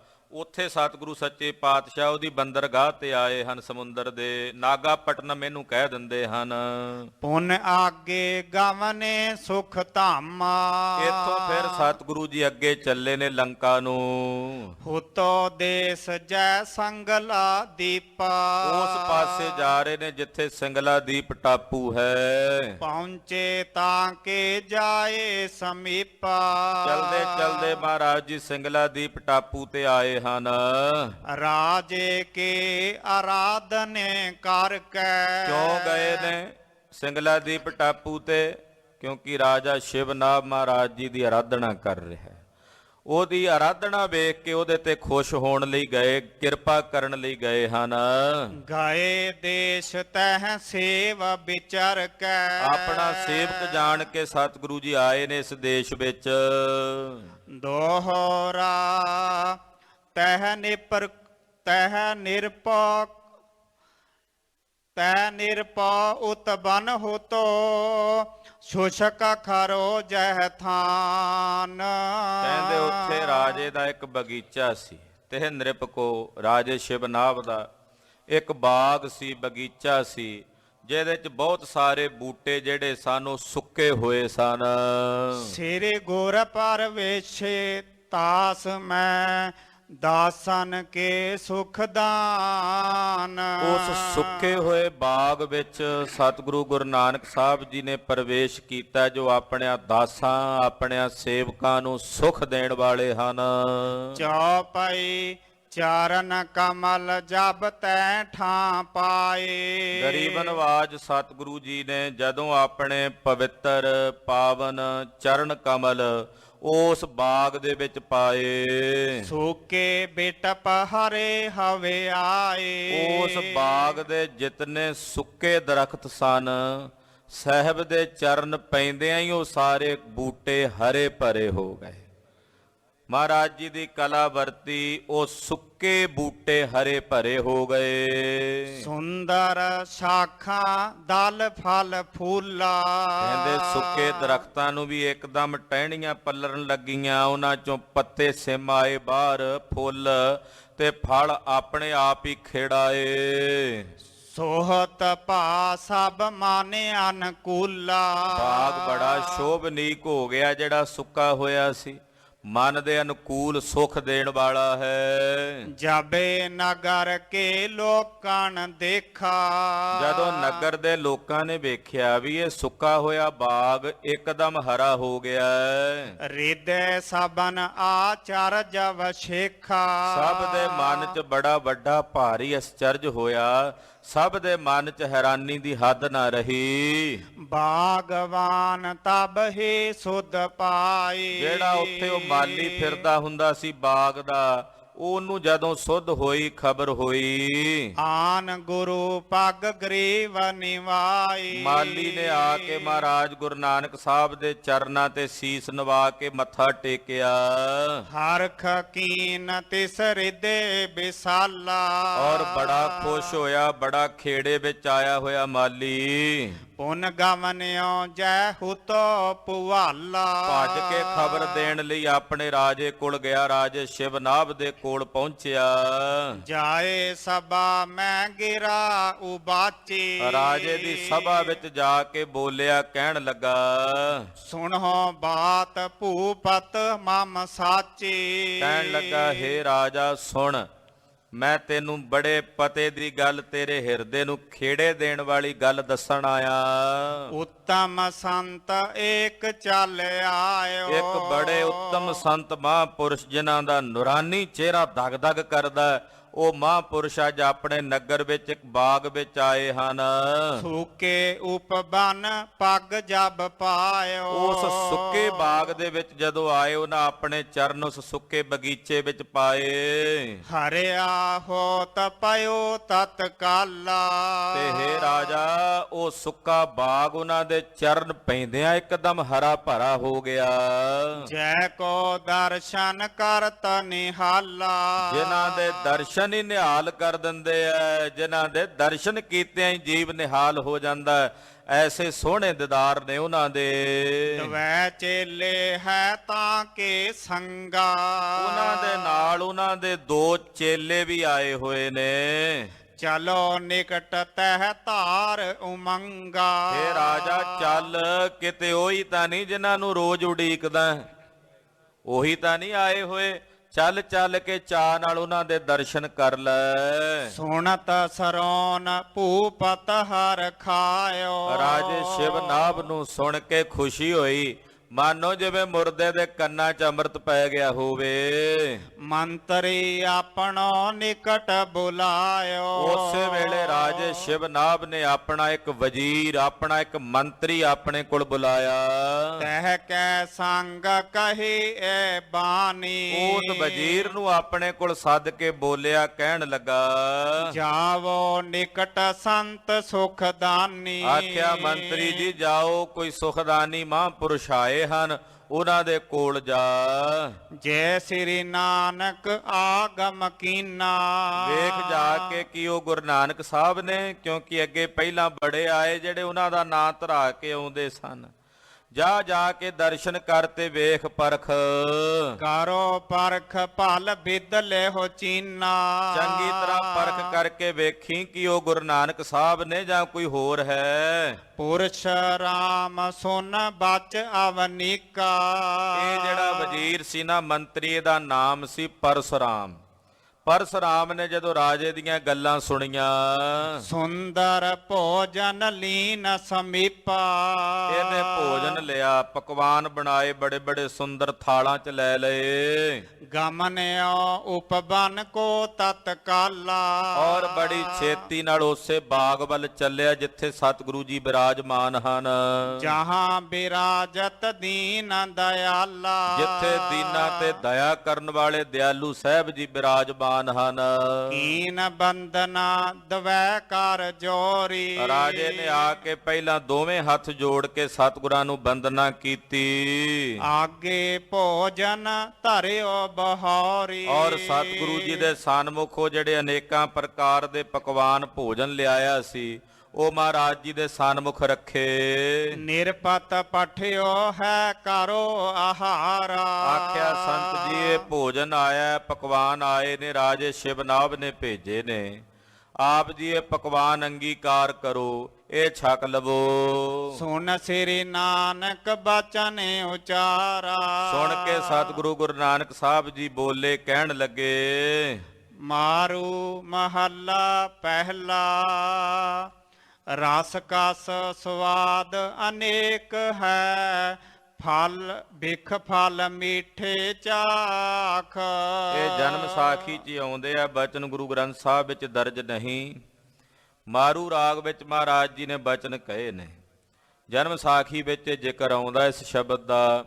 ਮਹਾਰਾਜ ਜੀ ਕਹਿੰਦੇ ਭਾਈ ਇਹ ਜਿਹੜੇ ਰਸ ਕਸ ਜਾਂ ਅਨੇਕਾਂ ਪ੍ਰਕਾਰ ਦੇ ਸਵਾਦ ਹਨ, ਇਹ ਅਨੇਕਾਂ ਹੀ ਪ੍ਰਕਾਰ ਦੇ ਮਿੱਠੇ ਫਲ ਰਸ ਆਦਿਕ ਹਨ। ਕਿਰਪਾ ਕਰੇ ਜਿਸ ਆਪਣੀ ਤਾਂ ਕੋ ਰਾਖੈ ਆਪ। ਜਿਨ੍ਹਾਂ ਤੇ ਵਾਹਿਗੁਰੂ ਜੀ ਪਾਰ ਬ੍ਰਹਮ ਪਰਮੇਸ਼ਰ ਜੀ ਆਪਣੀ ਕਿਰਪਾ ਕਰਦੇ ਹਨ, ਉਹਨਾਂ ਨੂੰ ਵਾਹਿਗੁਰੂ ਜੀ ਇਹਨਾਂ ਰਸਾਂ ਕਸਾਂ ਤੋਂ ਰੱਖ ਲੈਂਦੇ ਆ, ਬਚਾ ਲੈਂਦੇ, ਨਾ ਰਸਾਂ ਕਸਾਂ 'ਚ ਉਲਝਣ ਨਹੀਂ ਦਿੰਦੇ। ਨਹੀਂ ਤਾਂ ਸਾਦੀ ਜੀਭ ਨਾ ਰੱਜੀਆਂ ਕਰ ਭੋਗ ਬਿਲਾਸੇ। ਇਹ ਜ਼ੁਬਾਨ ਰੱਜਦੀ ਨਹੀਂ ਇਹੋ ਜਿਹੇ ਸਵਾਦ ਲੈ ਕੇ ਚੱਖ ਕੇ। ਜਿਨ੍ਹਾਂ ਨੂੰ ਵਾਹਿਗੁਰੂ ਜੀ ਐਸੇ ਰਸਾਂ ਕਸਾਂ ਤੋਂ ਬਚਾ ਲੈਂਦੇ ਐ, ਉਹ ਬਚ ਜਾਂਦੇ ਆ, ਉਹਨਾਂ ਨੂੰ ਸਾਹਿਬ ਜੀ ਰੱਖ ਲੈਂਦੇ ਹਨ। ਚੌਪਈ ਰਸ ਕਸ ਸਾਧ ਬਾਦ ਏ ਜਾਨੋ। ਮਹਾਰਾਜ ਜੀ ਕਹਿੰਦੇ ਆ ਮੰਤਰੀ ਜੀ ਆ ਜਿਹੜੇ ਰਸ ਕਸ ਨੇ ਸਾਡੇ ਲਈ ਬਾਦ ਵਿਅਰਥ ਹਨ। ਨਾਮ ਮਹਾਰਸ ਸੁਖ ਦਾ ਮਾਨੋ। ਇੱਕ ਪਰਮੇਸ਼ਰ ਦਾ ਨਾਮ ਹੈ ਜਿਹੜਾ ਮਹਾਰਸ ਹੈ ਤੇ ਸੁਖ ਦੇਣ ਵਾਲਾ ਰਸ ਹੈ। ਫਸੇ ਜੇ ਉਨ ਮੈਂ ਹੋਤ ਵਿਕਾਰਾ। ਜਿਹੜੇ ਇਹਨਾਂ ਰਸਾਂ ਕਸਾਂ 'ਚ ਫਸ ਜਾਂਦੇ ਆ ਉਹ ਵਿਕਾਰ ਸੰਸਾਰ ਦੇ ਵਿੱਚ ਉਲਝਦੇ ਹਨ। ਆਹੇ ਨਾਮ ਕੇ ਰਸ ਅਵਕਾਰਾ। ਤੇ ਜਿਹੜਾ ਨਾਮ ਦਾ ਰਸ ਹੈ ਉਹ ਵਿਕਾਰਾਂ ਤੋਂ ਰਹਿਤ ਹੈ। ਆ ਜਿਹੜੇ ਰਸ ਬੰਦੇ ਨੂੰ ਵਿਕਾਰੀ ਬਣਾਉਂਦੇ ਆ, ਤੇ ਜਿਹੜਾ ਨਾਮ ਦਾ ਰਸ ਹੈ ਇਹ ਬੰਦੇ ਨੂੰ ਨਿਰਵਿਕਾਰ ਕਰ ਦਿੰਦਾ ਹੈ। ਨਾਮ ਦੇ ਰਸ ਕਰਕੇ ਜੀਵ ਨਿਰਵਿਕਾਰ ਹੋ ਜਾਂਦਾ ਹੈ। ਸੁਨ ਕੇ ਬਚ ਮੰਤਰੀ ਬਿਸਮਾਨਾ। ਇਹ ਵਜ਼ੀਰ ਨੇ ਮੰਤਰੀ ਨੇ ਜਦੋਂ ਮਹਾਰਾਜ ਜੀ ਦੇ ਬਚਨ ਸੁਣੇ, ਸੁਣ ਕੇ ਹੈਰਾਨ ਹੋਇਆ। ਬਾਹਰੋ ਗਮਨਿਓ ਨਿਕਟ ਰਜਾਨਾ। ਇਹ ਚੱਲ ਕੇ ਰਾਜੇ ਦੇ ਨੇੜੇ ਆਇਆ ਵਾਪਸ। ਜਾਏ ਸਭੈ ਉਚਰਿਓ ਬਿਰਤੰਤਾ। ਰਾਜੇ ਸ਼ਿਵਨਾਭ ਨੂੰ ਜਾ ਕੇ ਦੱਸਿਆ ਜੀ ਉਹ ਸਵਾਦਾਂ 'ਚ ਨਹੀਂ ਉਲਝੇ ਹੋਏ। ਇਹਦਾ ਪਰਖਣ ਲਈ ਭੇਜਿਆ ਸੀ ਨਾ, ਵੀ ਵੇਖੋ ਵੀ ਲੈ ਕੇ ਪਕਵਾਨ ਛਕ ਕੇ ਰਸ ਮਾਣਦੇ ਆ, ਪਤਾ ਲੱਗ ਜਾਏਗਾ। ਉਹਨੇ ਆਖਿਆ ਮਹਾਰਾਜ ਉਹ ਇਹੋ ਜਿਹੇ ਰਸਾਂ ਕਸਾਂ ਤੋਂ ਬੜੇ ਪਰੇ ਦੀ ਬਾਤ ਹੈ ਉਹਨਾਂ ਦੇ ਲਈ। ਉਹਨਾਂ ਨੇ ਰਸ ਕਸਾਂ ਨੂੰ ਫੋਕੇ ਰਸ ਦੱਸਿਆ। ਸਾਧ ਅਸਨ ਤੇ ਬਿਰਕਤੀ ਸੰਤਾ। ਇਹ ਸੰਸਾਰ ਦੇ ਸਵਾਦੀ ਭੋਜਨਾਂ ਤੋਂ ਵਿਰਕਤ ਹਨ। ਭੂਪਤ ਭਾਖਤ ਸੁੰਦਰ ਨਾਰੀ। ਰਾਜਾ ਬੋਲਿਆ, ਕਹਿਣ ਲੱਗਾ ਏਦਾਂ ਕਰੋ ਵੀ ਹੋਰ ਪਰਖ ਕਰੋ। ਸੁੰਦਰ ਇਸਤਰੀਆਂ ਜਿਹੜੀਆਂ ਨੇ, ਜਿਵੇਂ ਪਹਿਲਿਆਂ ਨੂੰ ਪਰਖਦੇ ਸੀ ਪਖੰਡੀਆਂ ਨੂੰ, ਕਹਿੰਦੇ ਉਹ ਇਸਤਰੀਆਂ ਲੈ ਜਾਓ ਇਹਨਾਂ ਨੂੰ ਪਰਖਣ ਵਾਸਤੇ। ਲੈ ਜਾਵੋ ਤੈ ਸੰਤ ਅਗਾਰੀ। ਉਸ ਸੰਤ ਜੀ ਦੇ ਅੱਗੇ ਉਹਨਾਂ ਇਸਤਰੀਆਂ ਨੂੰ ਲੈ ਜਾਓ। ਸੁਣਤ ਸਚ ਵਲੇ ਬੇਸਿਵਾ ਸੰਗਾ। ਸੁਣ ਕੇ ਵਜ਼ੀਰ ਨੇ ਉਸੇ ਵੇਲੇ ਕੁਝ ਵੇਸ਼ਵਾਵਾਂ ਨੂੰ ਨਾਲ ਲਿਆ। ਜਿਨਹਿ ਬਿਲੋਕਤ ਜਤ ਆਨੰਗਾ। ਕਹਿੰਦੇ ਉਹਨਾਂ ਵੇਸ਼ਵਾਵਾਂ ਨੂੰ ਲੈ ਕੇ ਗਿਆ ਜਿਨ੍ਹਾਂ ਸੋਹਣੇ ਹਾਵ ਭਾਵ ਕੀਤੇ, ਸ਼ਿੰਗਾਰ ਕੀਤੇ ਹੋਏ, ਜਿਨ੍ਹਾਂ ਨੂੰ ਵੇਖ ਕੇ ਕਾਮ ਵੀ ਲਜਾਏਮਾਨ ਹੋਵੇ। ਆਏ ਸਮੀਪ ਕਰੀ ਨਿਤਕਾਰੀ। ਔਰ ਰਾਜੇ ਦੇ ਹੁਕਮ ਦੇ ਨਾਲ ਉਹ ਵੇਸ਼ਵਾਵਾਂ ਆਈਆਂ, ਮਹਾਰਾਜ ਜੀ ਦੇ ਕੋਲ ਪਹੁੰਚ ਕੇ ਹਾਵ ਭਾਵ ਕਰਨ ਲੱਗੀਆਂ। ਕਹਿ ਮੰਤਰੀ ਇਹ ਭੇਟ ਤੁਮਾਰੀ। ਮੰਤਰੀ ਕਹਿਣ ਲੱਗਾ ਮਹਾਰਾਜ ਜੀ ਇਹ ਸਾਡੇ ਰਾਜੇ ਸ਼ਿਵਨਾਭ ਨੇ ਤੁਹਾਡੇ ਲਈ ਭੇਟਾ ਵਜੋਂ ਭੇਜੀਆਂ ਹਨ, ਇਹਨਾਂ ਨੂੰ ਅੰਗੀਕਾਰ ਕਰੋ। ਪਠੀ ਭੂਪ ਹਿਰਦਾ ਹੁਲਸਾਵਣ। ਆਪ ਜੀ ਨੂੰ ਖੇੜਾ ਦੇਣ ਵਾਸਤੇ ਭੇਜੀਆਂ ਹਨ। ਸੁਣ ਬੋਲੇ ਜਿਨ ਕੀਰਤ ਪਾਵਨ। ਸੁਣ ਕੇ ਜਗਤ ਗੁਰੂ ਗੁਰੂ ਨਾਨਕ ਸਾਹਿਬ ਜੀ ਬੋਲੇ ਜਿਨ੍ਹਾਂ ਦੀ ਪਾਵਨ ਪਵਿੱਤਰ ਕੀਰਤੀ ਸਾਰੇ ਜਗਤ ਵਿੱਚ ਪ੍ਰਗਟ ਹੈ। ਇਹ ਬਿਖ ਭਰੀਆਂ ਗੰਦਲਾਂ ਧਰੀਆਂ ਖੰਡ ਲਿਵਾੜ। ਮੇਰੇ ਸਾਹਿਬ ਜੀ ਨੇ ਬਚਨ ਆਖਿਆ ਵਜ਼ੀਰ ਜੀ, ਮੰਤਰੀ ਜੀ, ਇਹ ਜ਼ਹਿਰ ਦੀਆਂ ਭਰੀਆਂ ਹੋਈਆਂ ਗੰਦਲਾਂ ਨੇ ਜਿਨ੍ਹਾਂ ਉੱਤੇ ਆ ਸੋਹਣੇ ਹਾਰ ਸ਼ਿੰਗਾਰ ਕਰਕੇ ਖੰਡ ਦਿੱਤੀ ਹੋਈ ਹੈ, ਖੰਡ ਦੀ ਪਾਣ ਚਾੜੀ ਹੋਈ ਹੈ। ਇਹ ਵਿਵਚਾਰ ਨਾਲ, ਵਿਸ਼ੇ ਵਿਕਾਰਾਂ ਨਾਲ ਭਰੀਆਂ ਹੋਈਆਂ ਜ਼ਹਿਰ ਦੀਆਂ ਗੰਦਲਾਂ ਹਨ। ਸੁੰਦਰ ਰੂਪ ਅਪਾਰ ਹੈ ਦੇਤੀ ਜਨਮ ਵਿਗਾੜ। ਵੇਖਣ ਨੂੰ ਇਹ ਵੇਸ਼ਵਾਵਾਂ ਸੋਹਣੇ ਸਰੂਪ ਵਾਲੀਆਂ ਹਨ, ਜਿਹੜਾ ਇਹਨਾਂ ਵੇਸ਼ਵਾਵਾਂ ਦੇ ਸੰਗ 'ਚ ਪੈ ਜਾਂਦਾ ਉਹਦਾ ਜੀਵਨ ਨਰਕ ਬਣਾ ਕੇ ਰੱਖ ਦਿੰਦੀਆਂ, ਉਹਦਾ ਜੀਵਨ ਵਿਗਾੜ ਕੇ ਰੱਖ ਦਿੰਦੀਆਂ ਹਨ। ਇਹ ਗਰੀਬ ਨਵਾਜ ਪਾਤਸ਼ਾਹ ਕਹਿੰਦੇ ਬਿਖ ਦੀਆਂ ਭਰੀਆਂ, ਜ਼ਹਿਰ ਦੀਆਂ ਭਰੀਆਂ ਗੰਦਲਾਂ ਨੇ ਵੇਸ਼ਵਾਵਾਂ। ਇਹਨਾਂ ਨੂੰ ਸੋਹਣਾ ਸਰੂਪ ਵੇਖ ਕੇ ਜਿਹੜਾ ਇਹਨਾਂ ਦੇ ਰੰਗ ਵਿੱਚ ਰੰਗਿਆ ਜਾਂਦਾ ਹੈ, ਉਹਦਾ ਜਨਮ ਵਿਗਾੜ ਕੇ ਰੱਖ ਦਿੰਦੀਆਂ ਹਨ।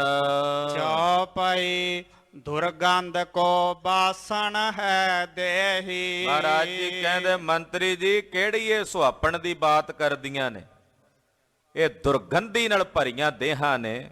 ਉਤੋਂ ਚੰਮ ਹੈ, ਜੇ ਕਿਤੇ ਚਮੜਾ ਥੋੜਾ ਜਿਹਾ ਸਰੀਰ ਤੋਂ ਪਾਸੇ ਹਟ ਕੇ ਵਿੱਚੋਂ ਖੂਨ ਵਗਦਾ ਹੋਵੇ, ਵਿੱਚੋਂ ਰੇਸ਼ਾ ਵਗਦਾ ਹੋਵੇ, ਉੱਤੇ ਮੱਖੀਆਂ ਭਿਣ ਕਰਦੀਆਂ ਹੋਣ, ਫਿਰ ਕਿੱਥੇ ਹੈ ਸੁੰਦਰਤਾ।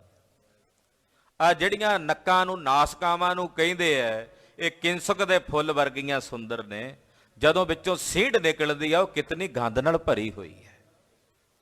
ਜਿਹੜੇ ਮੂੰਹ ਦੇ ਦੰਦਾਂ ਨੂੰ ਕਹਿੰਦੇ ਆ ਮਰਦਬਾਨ ਦੇ ਅਨਾਰ ਦੇ ਦਾਣਿਆਂ ਵਰਗੇ ਸੁੰਦਰ ਹੈ, ਉਹੀ ਦੰਦ ਜੇ ਉਹਨਾਂ ਤੇ ਮੈਲ ਜੰਮੀ ਹੋਵੇ, ਉਂਗਲ ਮੁਸ਼ਕ ਆਉਂਦੀ ਹੋਵੇ ਮੁਖ ਦੇ ਵਿੱਚੋਂ, ਕਿਸੇ ਕੰਮ ਦੇ ਨਹੀਂ। ਇਹ ਗੰਦਗੀ ਦੇ ਨਾਲ ਭਰੇ ਹੋਏ ਸਰੀਰ ਹਨ। ਇਹਨਾਂ ਦਾ ਕਾਹਦਾ ਮਾਣ ਕਰਨਾ ਹੋਇਆ, ਇਹਨਾਂ ਦਾ ਕਾਹਦਾ ਸੁਹੱਪਣ ਦਾ ਮਾਣ ਕਰਨਾ ਹੋਇਆ। ਜਦੋਂ ਇਹ ਦੰਦ ਮੁਰਦੇ ਦੇ ਮੁਖ ਦੇ ਵਿੱਚੋਂ ਦੀ ਨਿਕਲਦੇ ਆ, ਕਿਤਨੇ ਭਿਆਨਕ ਹੁੰਦੇ ਆ। ਉੱਤੇ ਚਮੜਾ ਲਪੇਟਿਆ ਹੋਵੇ ਤਾਂ ਸੁੰਦਰ ਨੇ।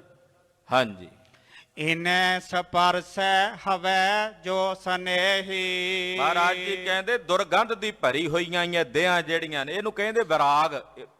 ਖਾਲਸਾ ਜੀ, ਕਾਮ ਨੂੰ ਫਤਿਹ ਕਰਨ ਵਾਸਤੇ ਇੱਕ ਸ਼ੁਭ ਗੁਣ ਹੁੰਦਾ, ਇਹਨੂੰ ਕਹਿੰਦੇ ਨੇ ਸੁਵਿਚਾਰਨਾ। ਇਹਦੇ ਨਾਲ ਕਾਮ ਫਤਿਹ ਕੀਤਾ ਜਾਂਦਾ। ਇਹਨੂੰ ਸੁਵਿਚਾਰਨਾ ਕਹਿੰਦੇ ਆ। ਵਿਚਾਰ ਨਾਲ ਵੀ ਵਿਚਾਰ ਕਰਕੇ ਵੇਖੋ ਕੀ ਹੈ ਇਹ। ਤੋ ਗੰਦਗੀ ਦਾ ਭਰਿਆ ਸਰੀਰ ਹੈ, ਇਹਦਾ ਜਿਹੜਾ ਸਨੇਹੀ ਹੋ ਕੇ ਇਹਨੂੰ ਸਪਰਸ਼ ਕਰਦਾ ਹੈ। ਇਹ ਠਾਂ ਜਨਮ ਭ੍ਰਿਸ਼ਟ ਤਿਨ ਕੇਰਾ। ਉਹਨਾਂ ਦਾ ਇਸ ਜਗ੍ਹਾ ਤੇ ਸੰਸਾਰ ਵਿੱਚ ਜਨਮ ਭ੍ਰਸ਼ਟ ਹੋ ਜਾਂਦਾ ਹੈ। ਮੂਏ ਨਰਕ ਮੈਂ ਜਮਨੈ ਗੇਰਾ। ਔਰ ਮਰਨ ਤੋਂ ਬਾਅਦ ਫਿਰ ਜਮ ਉਹਨਾਂ ਨੂੰ ਨਰਕਾਂ ਵਿੱਚ ਸੁੱਟਦਾ ਹੈ। ਤੇ ਇਹੋ ਜਿਹੀਆਂ ਜਿਹੜੇ ਪਰ ਇਸਤਰੀਆਂ ਵੇਸ਼ਵਾਵਾਂ ਗਮਨ ਕਰਨ ਵਾਲੇ ਜੀਵ ਨੇ, ਉਹਨਾਂ ਨੂੰ ਉੱਥੇ ਇਸਤਰੀਆਂ ਬਣਾ ਕੇ ਅੱਗ ਵਾਂਗੂ ਤਪਾ ਕੇ ਜੱਫੇ ਪਵਾਏ ਜਾਂਦੇ ਹੈ। ਜੰਮਾਂ ਵੱਲੋਂ ਭਿਆਨਕ ਸਜ਼ਾਵਾਂ ਦਿੱਤੀਆਂ ਜਾਂਦੀਆਂ ਹਨ। ਸੁਣ ਮੰਤਰੀ ਕਰ ਬੰਧਨ ਗਇਓ। ਮੰਤਰੀ ਡਿੱਗ ਪਿਆ ਮਹਾਰਾਜ ਜੀ ਦੇ ਚਰਨਾਂ ਵਿੱਚ। ਆਹਾ, ਪਹਿਲਾਂ ਵੀ ਆਏ ਸਨ ਬੜੇ ਫਕੀਰ ਜਿਹੜੇ ਕਹਿੰਦੇ ਸੀ ਅਸੀਂ ਨਾਨਕ ਹਾਂ, ਪਰ ਉਹ ਤਾਂ ਖੇਡ ਹੀ ਹੋਰ ਸੀ, ਇੱਥੇ ਤਾਂ ਗੱਲਾਂ ਹੀ ਹੋਰ ਨੇ। ਇੱਥੇ ਤਾਂ ਅਵਸਥਾ ਹੀ ਅਸਚਰਜ ਖੇਡ ਹੈ।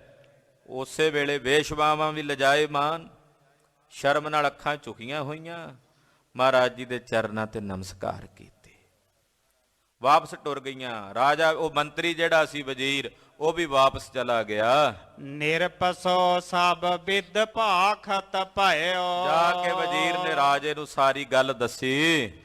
ਦੋਖ ਆਰੋਪਤ ਇਨਕੇ ਮਾਹੀ। ਆਖਿਆ ਰਾਜਾ, ਉਹ ਜਿਹੜੇ ਸੰਤ ਨੇ ਇਹਨਾਂ ਇਸਤਰੀਆਂ ਵਿੱਚ ਦੋਸ਼ ਆਰੋਪਦੇ ਹਨ। ਆਪਣੇ ਅੰਗ ਸਪਰਸਤ ਨਾਹੀ। ਉਹ ਨਹੀਂ ਇਹਨਾਂ ਨੂੰ ਸਪਰਸ਼ ਕਰਨ ਵਾਲੇ, ਐਸੇ ਤਿਆਗੀ ਹਨ। ਪਰਸ਼ਰਾਮ ਕੋ ਕਹਿ ਅਵਨੀਪਾ। ਰਾਜਾ ਜਿਵੇਂ ਜਿਵੇਂ ਸੁਣਦਾ ਉਹਨੂੰ ਤਸੱਲੀ ਬਣਦੀ ਜਾ ਰਹੀ ਸ਼ਿਵਨਾਭ ਨੂੰ। ਹਾਂ ਠੀਕ ਹੈ, ਇਸ ਪ੍ਰੀਖਿਆ ਚ ਵੀ ਆਏ ਨੇ ਅੱਗੇ, ਪਰ ਪਹਿਲਾਂ ਜਿਵੇਂ ਕਹਿੰਦੇ ਆ ਨਾ ਦੁੱਧ ਦਾ ਸੜਿਆ ਲੱਸੀ ਨੂੰ ਵੀ ਫੂਕਾਂ ਮਾਰਦਾ। ਪਹਿਲਾਂ ਪਖੰਡੀ ਬੜੇ ਆਏ ਸਨ, ਇਸ ਕਰਕੇ ਮਨ 'ਚ ਸੰਸਾ ਪੂਰਾ ਨਿਵਰਤ ਕਰਨਾ ਚਾਹੁੰਦਾ ਰਾਜਾ। ਫਿਰ ਬੋਲਿਆ ਵਜ਼ੀਰ ਆਪਣੇ ਨੂੰ, ਪਰਸ਼ਰਾਮ ਨੂੰ, ਅਬ ਕੇ ਬਾਹਰ ਜਾਏ ਸਮੀਪਾ। ਕਹਿਣ ਲੱਗਾ, ਹੈ ਪਰਸ਼ਰਾਮ ਫਿਰ ਜਾ ਤੂੰ ਉਹਨਾਂ ਦੇ ਕੋਲ। ਸੁੰਦਰ ਭੂਖਨ ਬਸਨ ਸੁਹਾਏ। ਸੋਹਣੇ ਗਹਿਣੇ ਸੋਹਣੇ ਬਸਤਰ ਲੈ ਕੇ ਜਾ। ਦੇਵੋ ਤਿਨ ਕੇ ਮਨ ਲਲਚਾਏ। ਵੇਖ ਕੇ ਤੇ ਸੋਹਣੇ ਪੈਸਿਆਂ ਨੂੰ, ਸੰਪਦਾ ਨੂੰ, ਹੀਰਿਆਂ ਮੋਤੀਆਂ ਨੂੰ ਵੇਖ ਕੇ ਉਹਨਾਂ ਦੇ ਮਨ 'ਚ ਲਾਲਚ ਆਉਂਦਾ ਹੋਵੇ। ਲੈ ਮੰਤਰੀ ਭੂਖਣ ਪਟ ਰੂਰੇ। ਉਸੇ ਵੇਲੇ ਮੰਤਰੀ ਨੇ ਅਨੇਕਾਂ ਗਹਿਣੇ, ਅਨੇਕਾਂ ਥਾਲ ਭਰ ਲਏ ਮੋਤੀਆਂ ਦੇ। ਆਏ ਧਰੇ ਆਗੇ ਗੁਰ ਪੂਰੇ। ਸਤਿਗੁਰਾਂ ਦੇ ਅੱਗੇ ਲਿਆ ਕੇ ਰੱਖੇ। ਲੇਹੋ ਭੇਟ ਇਹੋ ਭੂਪ ਪਠਾਈ। ਮਹਾਰਾਜ ਜੀ ਲੋ, ਇਹ ਰਾਜੇ ਨੇ ਭੇਟਾ ਭੇਜੀ ਐ। ਦੇਖਤ ਸ੍ਰੀ ਗੁਰ ਗਿਰਾ ਅਲਾਈ। ਵੇਖ ਕੇ ਗਰੀਬ ਨਵਾਜ ਸਾਹਿਬ ਜੀ ਬੋਲੇ, ਕਾਇਆ ਕੱਪੜ ਕੂੜ ਹੈ